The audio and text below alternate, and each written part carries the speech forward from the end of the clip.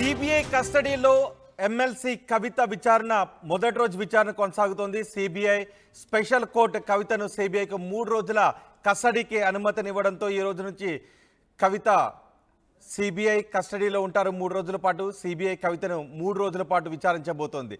Delhi CBI కేంద్ర కార్యాలయంలో కవిత first day interrogation మొదలైంది. ఇవాళ నుంచి 3 రోజుల పాటు కవితను సిబిఐ విచారించబోతోంది.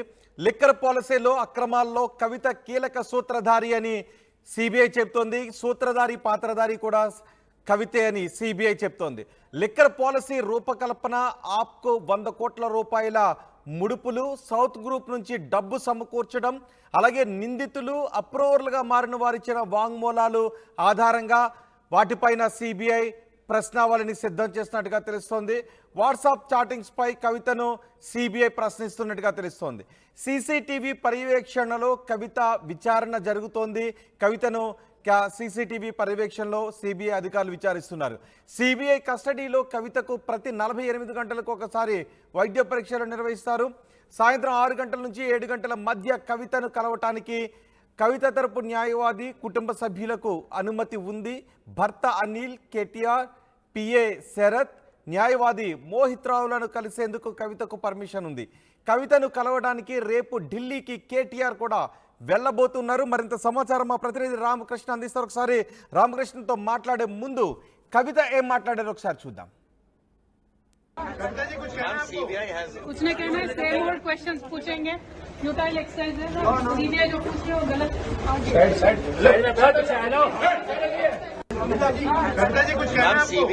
कुछ नहीं कहना है, सेम वर्ड क्वेश्चंस पूछेंगे, यूटाइल एक्सरसाइज है, सीबीआई जो पूछ रही है वो गलत।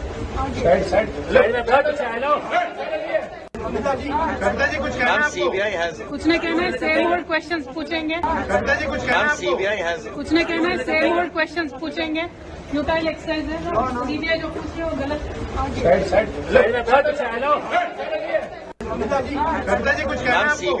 कुछ नहीं कहना है, सेम वर्ड क्वेश्चंस पूछेंगे, यूटाइल एक्सरसाइज है, सीबीआई जो पूछ रही है वो गलत।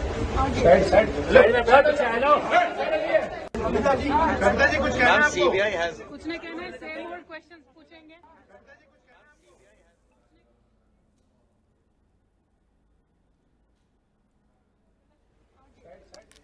సిబిఐ కస్టడీలో ఎమ్మెల్సీ కవిత ఉన్నారు. ఇప్పుడు 3 రోజుల పాటు సిబిఐ విచారిస్తుంది. మొదటి రోజు విచారణకు సంబంధించి పూర్తి సమాచారం మా ప్రతినిధి రామకృష్ణ అందిస్తారు. రామకృష్ణ, 3 రోజుల పాటు సిబిఐ విచారించబోతోంది. మొదటి రోజు విచారణకు సంబంధించి మీ దగ్గర ఉన్న సమాచారం ఏంటి? ఇక రోహిత్, తొలి రోజు సిబిఐ కస్టడీలో కవిత విచారణ ప్రారంభమైంది. కవితను సిబిఐ అధికారులు విచారిస్తున్నారు. 8 మంది టీం, ఒక 2 ఉన్నతాధికారులు, ఇక సబార్డినేట్స్ 6 కలిసి కవితను ప్రశ్నిస్తున్నారు. ముఖ్యంగా కవితకు సంబంధించి ఇప్పటికే చాలా ఇన్ఫర్మేషన్ ని సిబిఐ సేకరించి కోర్టు ముందు పెట్టింది. అయితే ఇంకా డీప్ గా ఇంకా ఇన్ఫర్మేషన్ బయటకు లాగే ప్రయత్నం సిబిఐ చేస్తుంది. అందులో భాగంగానే కవితను 3 రోజుల పాటు కస్టడీకి ఇవ్వాలని రోజు అవెన్యూ కోర్టుని అడిగింది. ఈ నేపథ్యంలో రోజు అవెన్యూ కోర్టు కూడా కవితకు అనుకూలంగా రోజు అవెన్యూ కూడా కవితను సిబిఐ కస్టడీకి ఇచ్చింది. అయితే ముఖ్యంగా ఈ రోజు మహిళా ప్రజాప్రతినిధుల విషయంలో ఎలాంటి జాగ్రత్తలు తీసుకొని చేయాలి అనే దానికి సంబంధించి, విచారణ చేయాలనే సంబంధించి కోర్టు పర్టికులర్ గైడ్ లైన్స్ సిబిఐకి ఇచ్చింది. ప్రతి 48 గంటలకు ఆమెకు వైద్య పరీక్షలు చేయాలి. అలాగే ఒక మహిళా కానిస్టేబుల్ ని పక్కన ఉంచాలి. దాంతో పాటు సీసీటీవీ రికార్డింగ్ చేయాలి విచారణ అంతా కూడా. ఇంకా మరి దీంతో పాటు ఇక రోజులో ఉదయం 10 గంటల నుంచి సాయంత్రం 5 గంటలు మాత్రమే చేయాలి. ప్రతి 2 గంటలకు ఒకసారి ఆమెకు కొంత రెస్ట్ ఇవ్వాలి. అలా కొన్ని నిబంధనలు పెట్టింది. ఆ నిబంధనల ప్రకారం సిబిఐ ఇంట్రాగేషన్ స్టార్ట్ చేసింది. ఈ రోజు, రేపు, ఎల్లుండు కూడా సిబిఐ విచారణ చేయబోతుంది. ఎల్లుండు అంటే సోమవారం ఉదయం 11 గంటలకు కవితను మళ్ళీ రోజు అవెన్యూ కోర్టులో హాజరుపరుస్తారు. అయితే ఈ 2 రోజుల్లో కూడా కవిత నుంచి చాలా ఇన్ఫర్మేషన్ సేకరించాలని సిబిఐ భావిస్తుంది. అయితే ఇప్పటికే సిబిఐకి కొంత ఇన్ఫర్మేషన్ వచ్చింది, అది సరిపోవడం లేదు, ఇంకా ఇన్ఫర్మేషన్ కావాలని సిబిఐ కోరుకుంటుంది. మరి ఈ నేపథ్యంలో అసలు ఏం ఇన్ఫర్మేషన్ కావాలి సిబిఐకి?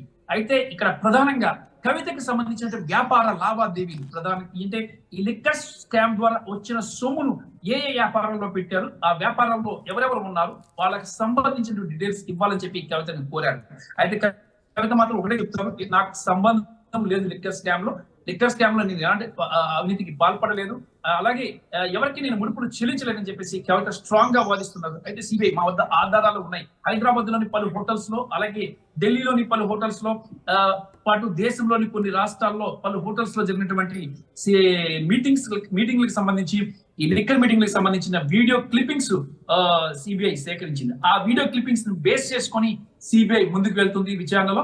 ఇక చాలా పెద్ద పెద్ద తలకాయలు కూడా వీటిలో బయటకు వచ్చే అవకాశాలు అయితే ఉన్నాయని చెప్పి తెలుస్తుంది. ఇప్పటికే వైసీపీ ఎంపీ మాగుంట శ్రీనివాసరెడ్డి, అలాగే ఆయన కుమారుడు మాగుంట రాఘవ, ఇక చాలా ఢిల్లీ ఉప ముఖ్యమంత్రి మనీష్ సిసోడియా, మాజీ ఉప ముఖ్యమంత్రి, అలాగే ఢిల్లీ ముఖ్యమంత్రి కేజ్రీవాల్ అందరూ కూడా తిహార్ జైల్లో ఉన్నారు. మరి తిహార్ జైల్లో వైపు కేజ్రీవాల్ విచారణ కూడా జరుగుతుంది. మరోవైపు ఇక సిబిఐ ప్రధాన కార్యాలయంలో కవిత విచారణ జరుగుతుంది. అంటే సిబిఐ ఇంకొక రామకృష్ణ, సిబిఐ అధికారులు ఏవైనా పక్క ఆధారాలను చూపించి అడుగుతూ ఉన్నారా, లేదంటే ఆల్రెడీ ఇంతకు ముందు అప్రూవర్లు గా మారిన వారు, లేదంటే నిందితులుగా ఉన్నవారు ఇచ్చిన కన్ఫెషన్ రిపోర్ట్లు, సిబిఐ ఇన్వెస్టిగేషన్ లో వాళ్ళు ఇచ్చిన వాంగ్మూలాల ఆధారంగా మాత్రమే అడుగుతూ ఉన్నారా, పక్క ఆధారాలను కూడా ఏమైనా చూపిస్తున్నారా? అయితే ఇక్కడ వాళ్ళ వాంగ్మూలాలే ప్రధానంగా ఇక్కడ వచ్చినాయి. ఎందుకంటే అభిషేక్ బోయినపల్లి గాని, ఆడిటర్ బుచ్చిబాబు, అలాగే అరుణ్ రామచంద్ర పిళ్ళై, ఇక మాగంట రాఘవ, వీళ్ళందరూ ఇచ్చినటువంటి వాంగ్మూలాలు బేస్ చేసుకొని వాళ్ళు అప్రూవర్ గా మార్చి వాళ్ళ వాంగ్మూలం తీసుకొని వాటిని బేస్ చేసుకొని ఇప్పుడు కవితని అప్రూవర్ గా మారాలి అని చెప్పి కవిత మీద ప్రెజర్ తీసుకొస్తున్నది సిబిఐ. మరి కవిత అప్రూవర్ గా మారతారా? మారే ప్రసక్తే లేదని చెప్తుంది కవిత. మారే ప్రసక్తి లేదు, మీ దగ్గర అసలు నాకు సంబంధించి ఎలాంటి ఆధారాలు లేవు, కేవలం నలుగురు వ్యక్తులు ఇచ్చినటువంటి స్టేట్మెంట్స్ బేస్ చేసుకుని నన్ను అరెస్ట్ చేశారు కాబట్టి ఎటువంటి పరిస్థితుల్లో నేను తప్పు చేయలేదు, తప్పులు ఒప్పుకోను, నేను మాత్రం అప్రూవర్ గా మారనని చెప్పేసి కూడా కవిత స్ట్రాంగ్ గా చెప్తుంది రోహిత్. అయితే ఈ నేపథ్యంలో ఇక సిబిఐ కూడా అందుకే 3 రోజుల కస్టడీ కోరింది. ఈ 3 రోజుల కస్టడీలో కవితని ఒప్పించేనా ఎలాగైనా అప్రూవర్ గా మార్చే ప్రయత్నం అయితే చేస్తుంది. కవిత అప్రూవర్ గా మారితేనే రేపు ఢిల్లీ ముఖ్యమంత్రి అరవింద్ కేజ్రీవాల్ ని ఆయన్ని మరింత ఎక్కువ ఉచ్చులో బిగించవచ్చు అని చెప్పి భావిస్తుంది సిబిఐ. మరి అందుకని ఢిల్లీ ముఖ్యమంత్రి అరవింద్ కేజ్రీవాల్ అలాగే కవిత ఇద్దరు కూడా ఒకటే వాదనలో ఉన్నారు. మా మీద ఎలాంటి ఆరోపణలు, మాకు సంబంధించిన ఎలాంటి ఆధారాలు మీ దగ్గర లేవు, ఎలాంటి ఎవిడెన్స్ లేకుండా కేవలం అరెస్ట్ చేసిన తర్వాత ఎవిడెన్స్ కోసం మీరు ఎత్తుకులాడుతున్నారు. అలాగే బలవంతంగా కొంతమందిని అప్రూవర్ గా మార్చి వాళ్ళ దగ్గర సమాచారాన్ని సేకరించి దాని నుంచి మీరు అరెస్ట్ చేసి పుచ్చు బిగించే ప్రయత్నం చేస్తున్నారని చెప్పేసి కూడా కవిత లాయర్లు కోర్టు దృష్టికి తీసుకొచ్చారు రోహిత్. అయినప్పటికీ కూడా ఇక్కడ రోహిత్ ఇంకొక ప్రధానమైన అంశం ఏంటంటే రేపు అంటే ఎల్లుండి సోమవారం కవితను కోర్టుకి హాజరుపరిచిన తర్వాత మరో 3 రోజులు కూడా ఎక్స్టెండెడ్ అడుగుతారని చెప్పి సమాచారం అందుతుంది. దానికి కూడా కారణం ఏంటంటే దీనికి అరవింద్ కేజ్రీవాల్, ఢిల్లీ ముఖ్యమంత్రి అరవింద్ కేజ్రీవాల్ తిహార్ జైల్లో ఉన్నారు. ఆయన్ని సిబిఐ కార్యాలయానికి తీసుకొచ్చి కవితను కేజ్రీవాల్ కలిపి విచారించాలని కూడా భావిస్తుంది. ఈ నేపథ్యంలోనే సోమవారం కూడా ఎక్స్టెన్షన్ అడిగే అవకాశం అయితే కనిపిస్తుంది రోహిత్. రైట్ రామకృష్ణ, సిబిఐ కస్టడీలో కవిత ప్రస్తుతం ఉన్నారు. సిబిఐ 3 రోజుల పాటు విచారించబోతోంది. ట్రయల్ కోర్టు సిబిఐ కస్టడీకి ఇస్తూ ఆదేశాలు జారీ చేయడంతో సిబిఐ ఈ రోజు నుంచి 3 రోజుల పాటు కవితను విచారిస్తోంది. ఢిల్లీ సిబిఐ కేంద్ర కార్యాలయంలో కవిత మొదటి రోజు విచారణ మొదలైంది. లిక్కర్ పాలసీలో అక్రమాలు, లిక్కర్ పాలసీ అక్రమాల్లో కవిత సూత్రధారి, పాత్రధారి అని సిబిఐ చెప్తోంది. లిక్కర్ పాలసీ రూపకల్పన, ఆప్కు 100 కోట్ల రూపాయల ముడుపుల గురించి కవితను ప్రశ్నిస్తున్నారు. సౌత్ గ్రూప్ నుంచి డబ్బు సమకూర్చడం, నిందితులు అప్రూవర్లుగా మారిన వారు ఇచ్చిన వాంగ్మూలాలు, వాట్సాప్ చాటింగ్లపై కవితను సిబిఐ ప్రశ్నిస్తున్నట్టుగా తెలుస్తోంది. సీసీటీవీ పర్యవేక్షణలో కవితను సిబిఐ అధికారులు విచారిస్తున్నారు. సిబిఐ కస్టడీలో కవితకు ప్రతి 48 గంటలకు ఒకసారి వైద్య పరీక్షలు నిర్వహిస్తారు.